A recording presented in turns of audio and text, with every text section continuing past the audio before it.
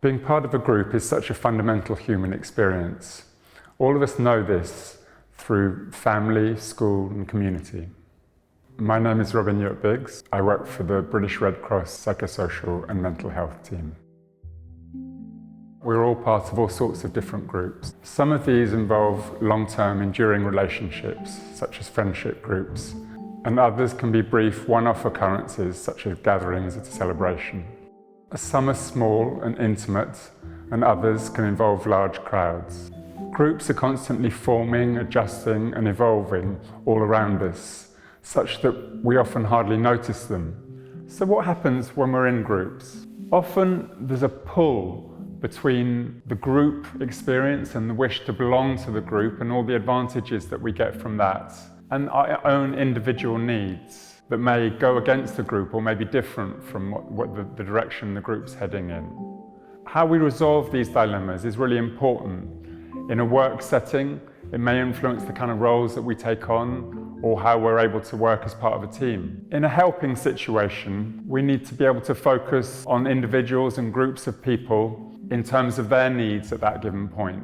But also it's important for helpers to be able to think about themselves and their own needs so as not to burn out. One concept that helps to resolve this dilemma of the individual versus the group is the idea that we're simultaneously embedded in the context that we're part of, including the multiple groups that we're members of, but also embodied in ourselves, whereby our own experience, our own reactions to situations are completely unique. This helps us to make sense at any given point of the different influences we're experiencing, as well as the reactions that we're having ourselves to those experiences. This is encapsulated by the word psychosocial, that mixture of social and individual responses and experiences. We all react really differently in different situations. What can seem odd in one situation is completely understandable in another.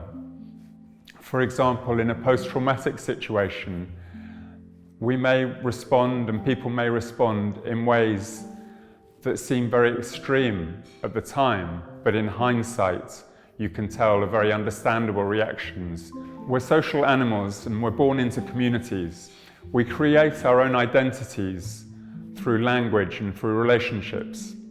However, group theory suggests that we also put up defenses against groups. Often we do this because of anxiety and feeling overwhelmed by the experience of being in the group. When people are in a crisis or they're feeling vulnerable, they often might feel isolated and find it more difficult to join a group. It's really important to remember this and to help people who might be feeling vulnerable to find ways of joining and taking part and getting support from being in a group. Another aspect which can make it really hard to join a group is when the group has a really strong sense of its own identity and may feel unwelcoming to people who have different views or who are in a minority.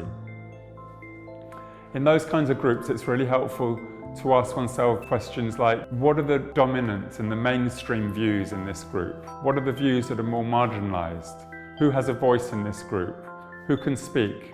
By asking these kinds of questions, we can make it more possible for people to feel welcome in a group and to be able to participate and get support from them.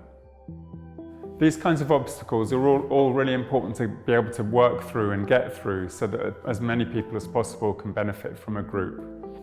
The value of a group is much greater when it's more open and is able to integrate many different kinds of viewpoints and different people.